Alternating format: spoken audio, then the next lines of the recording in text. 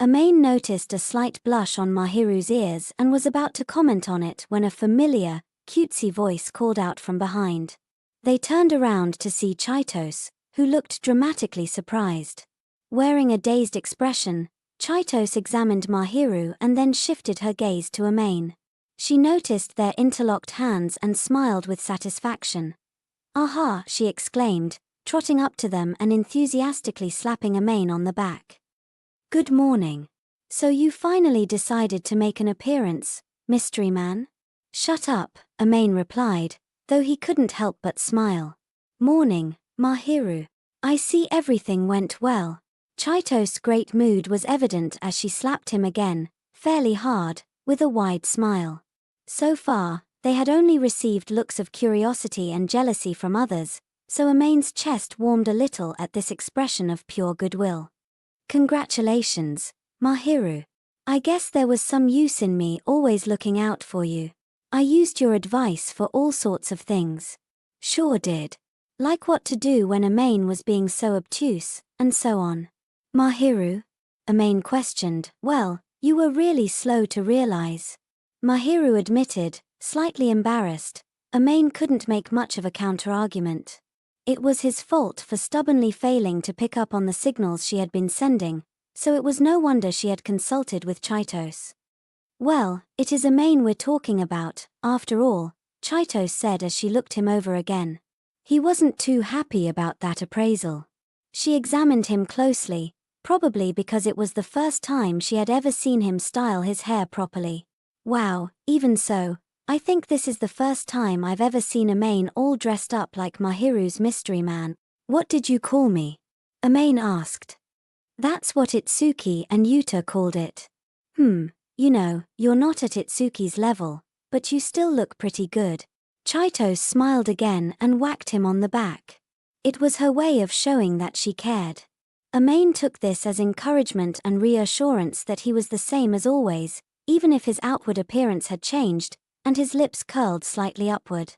"So as far as you're concerned, Itsuki's number one, right?" "Of course he is. And you're Mahiru's number one, so no complaints, right?"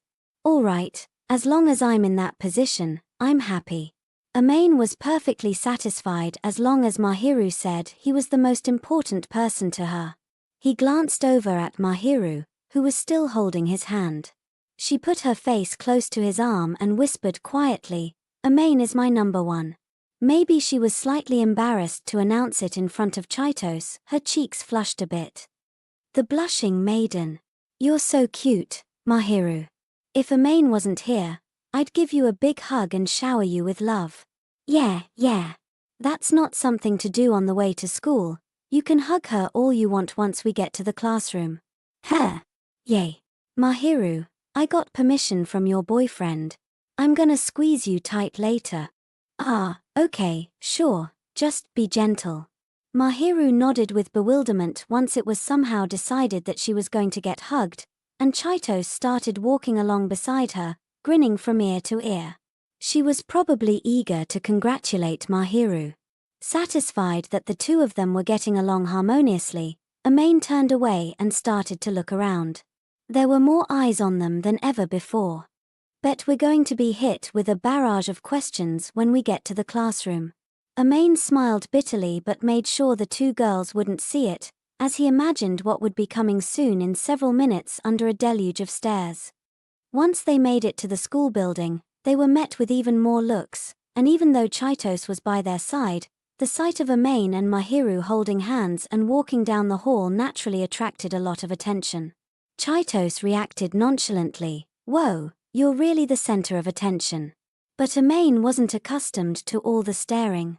Mahiru strolled along confidently, accustomed to drawing people's gazes. Their tightly clasped hands were in full view, and the walk to the classroom was something like a public debut. As they proceeded down the hallway, Amane could hear voices. "The angel is with a guy. Sharina looks different than usual. Was there always a guy like that here?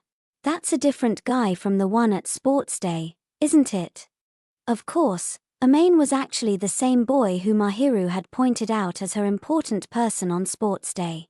Mahiru didn't respond to any of their comments, but she did show her sweet, angelic smile to everyone around them.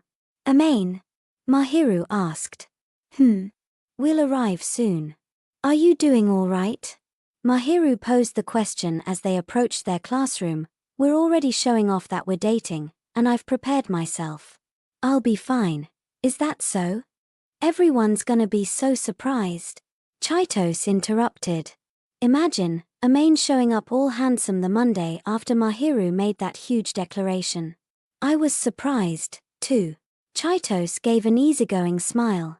Amane realized that he probably should have contacted her and told her, as well as Itsuki and Yuta, and felt slightly regretful.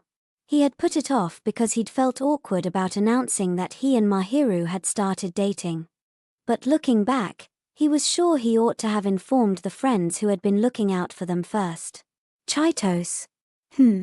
Sorry, for not letting you know. Nah, you got together after sports day was over, right? I figured the two of you were busy making out, plus you're the type who would rather tell us face to face and not over text messages, so don't worry about it. Thank you, haha. Allow me to repay the great Chitose with a creep from that place you like in front of the station sometime. I accept your offer.